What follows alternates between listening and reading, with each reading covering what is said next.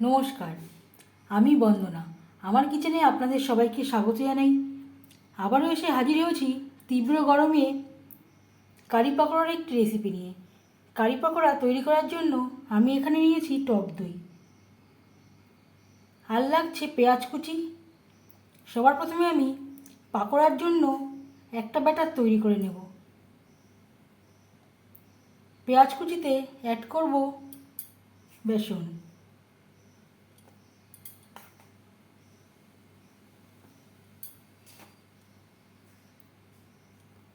4 চামচ মতো আমি অ্যাড করলাম। আর দিয়ে দেব হলুদের গুঁড়ো, আর লাগছে স্বাদ মতো লবণ। আপনারা চাইলে পেঁয়াজ ছাড়াও তৈরি করতে পারেন। আর দিয়ে দেব কাঁচা লঙ্কা কুচি। ঝালটা অবশ্যই আপনাদের স্বাদ অনুযায়ী দেবেন। পাকোড়া ক্রিস্পি হওয়ার জন্য দিয়ে দিলাম 1 চিমটি মতো বেকিং সোডা।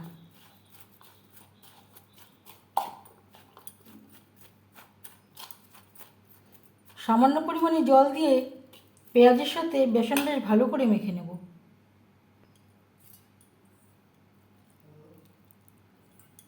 যদি প্রয়োজন হয় আরও বেসন অ্যাড করব।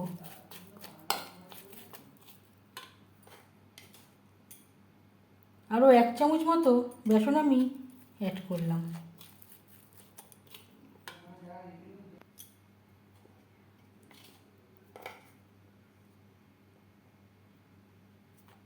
আরও 1 চামচ মতো আমি অ্যাড করলাম। সামান্য একটু জল দিয়ে আবারও পেঁয়াজের সাথে বেশ ভালো করে মিক্সড করে নেব।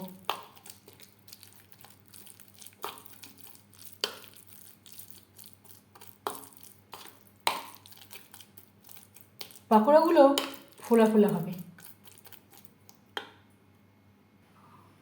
পকোড়ার জন্য ব্যাটার আমি তৈরি করে নিয়েছি। ঠিক এর ঘনত্ব এইরকম হয়েছে। এখানে আমি পেঁয়াজি তৈরি করছি না, বেসনের পরিমাণটা একটু বেশি লাগবে। যেভাবে আমরা কম বেসন দিয়ে পেঁয়াজি ভাজি, এটা তার থেকে একটু অনেকটাই বেশি লাগবে বেসনের পরিমাণ। এইভাবে 10 মিনিট রেস্টে রেখে দেব। এবার আমি কড়ির জন্য একটা ব্যাটার তৈরি করে নেব। নিয়ে নেব টক দই। দইয়ের পরিমাণটা বেশি লাগবে। দই যদি টক হয় বা পুরানো হয় তাহলে কম ব্যবহার করলেও হবে। যতটা পরিমাণে বেসন নেবেন দই তার 4 গুণ লাগবে।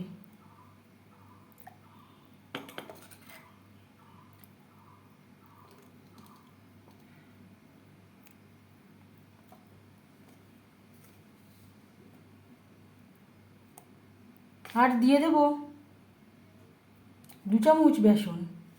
দই আমার কালকের পাতা, তাই আমি আর বেশি বেসন ব্যবহার করছি না।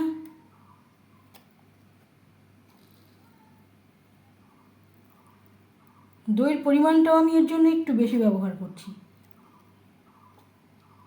দই যদি টক হয় সেক্ষেত্রে আপনারা কমও ব্যবহার করতে পারেন। আর দিয়ে দেব সামান্য পরিমাণে জল। মিক্সচারে দিয়ে 1-2 বার ঘুরিয়ে নেব। এই কাজটা আপনারা হাতের সাহায্যেও করতে পারেন, তবে মিক্সচারে করলে মসৃণ হবে।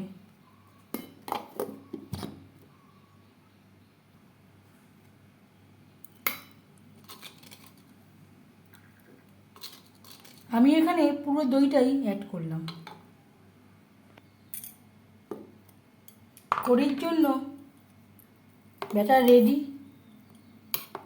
ঠিক এরকম স্মুথভাবে তৈরি করতে হবে। এটা আমি সাইডে রেখে দেবো। প্রায় 15 মিনিট রেস্টে রাখার পর ফিরে আসলাম। এর ঠিক ব্যাটারটা এইরকম হয়েছে। পাকোড়া ভাজবার জন্য কড়াইতে বেশ খানিকটা রিফাইন্ড অয়েল গরম করে নিয়েছি।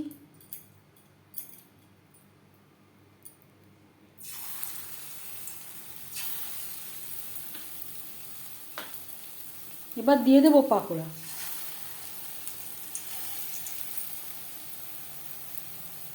হাই ফ্লেমে তেল গরম করে নিয়েছি। পাকোড়া ভাজবো মিডিয়াম ফ্লেমে।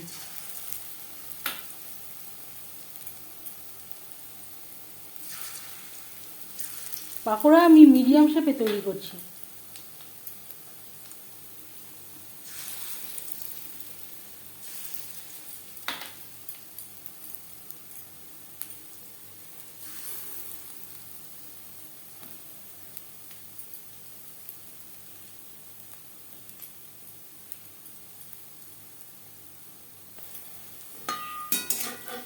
একটা সাইড ভাজা হয়ে গেলে অপর সাইডটা উল্টে দেব।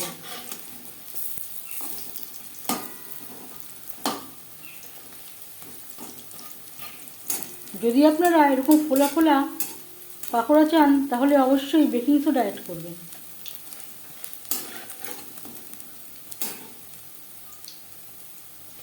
বেসনের পরিমাণটা একটু বেশি লাগবে। পেঁয়াজিতে আমরা কম ব্যবহার করে থাকি বেসন। এই কারি পাকোড়ার জন্য পেঁয়াজের পরিমাণটা একটু অবশ্যই বেশি নেবেন।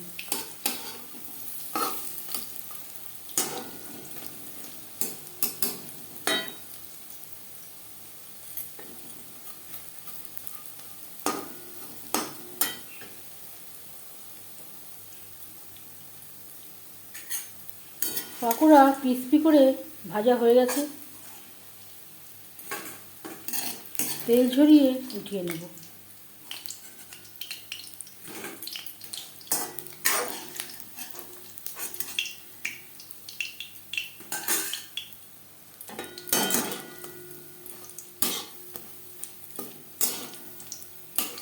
এগুলো আমি পরে দিয়েছিলাম।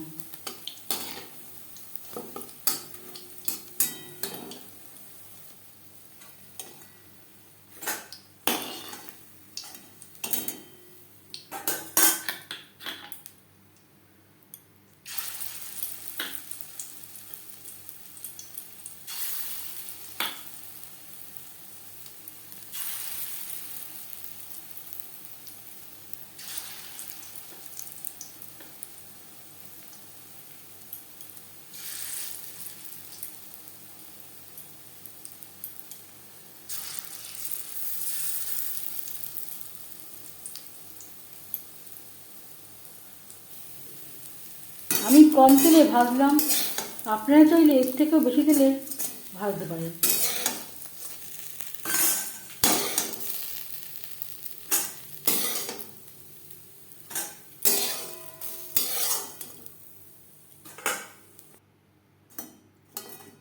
পকোড়া ভেজে নেওয়া কড়াইতে আবারও তেল দিয়েছি। দিয়ে দেবো শুকনো লঙ্কা।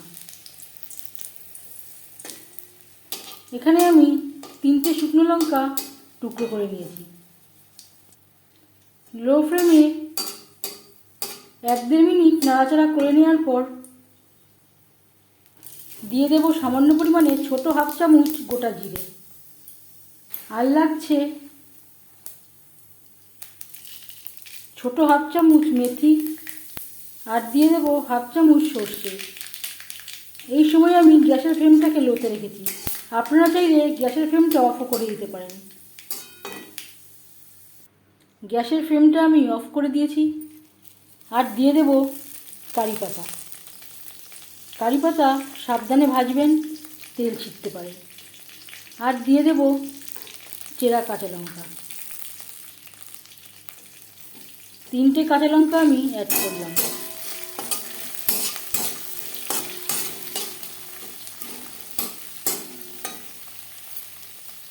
গ্যাস আমি অন করে দিয়েছি আর ফ্লেমটাকে রেখেছি লোতে, না হলে কারি পাতা পুড়ে যেতে পারে। কারি পাতা ভাজতে খুব একটা বেশি সময় লাগে না। আর দিয়ে দেব ছোট হাফ চামচ হলুদ।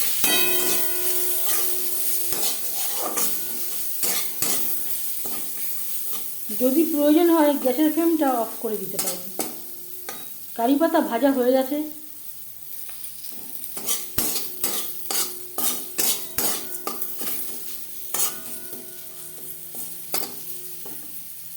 এই পর্যায়ে দিয়ে দেব জল। যেই বাটিটা করে আমি ব্যাটার তৈরি করেছিলাম পাকোড়ার জন্য, সেটা ধুয়ে আমি জল অ্যাড করছি। আর দিয়ে দেব ব্যাটার, যেটা আমি তৈরি করে রেখেছিলাম টক দই আর বেসন দিয়ে।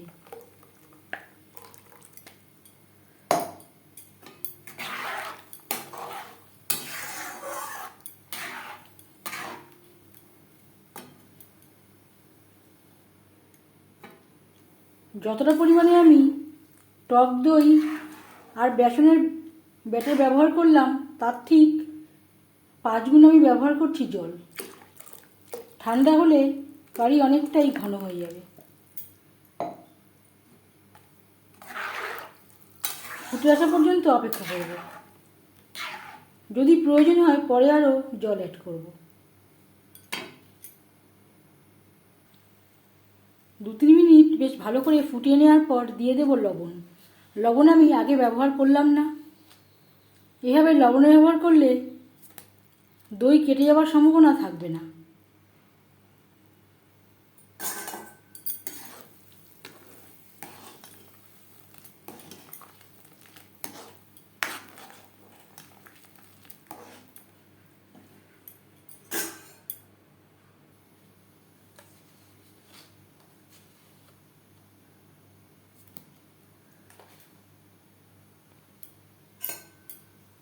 কড়ি অনেকটাই ঘন হয়ে গেছে।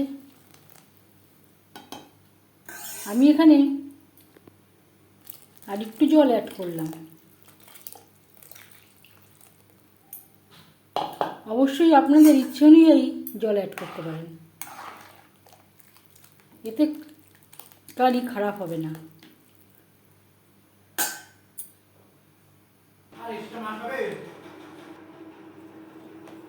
4-5 মিনিট কড়ি বেশ ভালো করে ফুটিয়ে নেওয়ার পর দিয়ে দেবো ভেজে রাখা পকোড়া।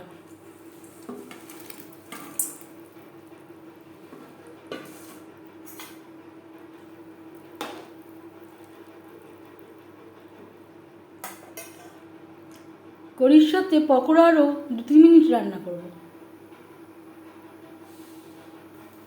2-3 মিনিট পকোড়ার সাথে কারি বেশ ভালো করে ফুটিয়ে নেওয়ার পর গ্যাসের ফ্লেমটা অফ করে দেব।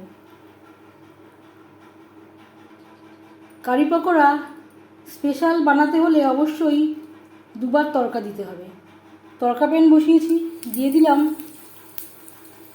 2টো শুকনো লঙ্কা আর দিয়ে দেব 1/2 চামচ গোটা জিরে। গ্যাসের ফ্লেমটা আমি অফ করে দিয়েছি। এবার আমি দিয়ে দেব রেড চিলি পাউডার। অবশ্যই গ্যাসের ফ্লেমটা অফ করে দেবেন, না হলে রেড চিলি পাউডার পুড়ে যেতে পারে। ফোড়নের সাথে রেড চিলি পাউডার বেশ ভালো করে মিক্সড করে দেব। এবার যাচ্ছি ফাইনাল স্টেপে। সব শেষে দিয়ে দেব ফোড়ন বা তড়কা।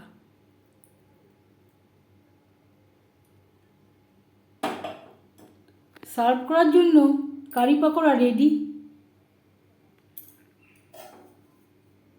আলতো হাতে এভাবে একটু মিক্সড করে দেবেন।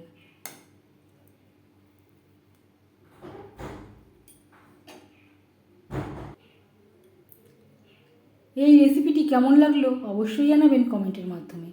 যদি এই রেসিপিটি ভালো লেগে থাকে লাইক করবেন, শেয়ার করবেন, সাবস্ক্রাইব করবেন আমার চ্যানেলটিকে। বেল আইকনটা ক্লিক করে দেবেন, যখন আমি নতুন ভিডিও আপলোড দেব তার নোটিফিকেশান সবার আগে আপনার কাছে পৌঁছে যাবে। আপনারা সবাই ভালো থাকবেন। এই ভিডিওটি দেখার জন্য ধন্যবাদ।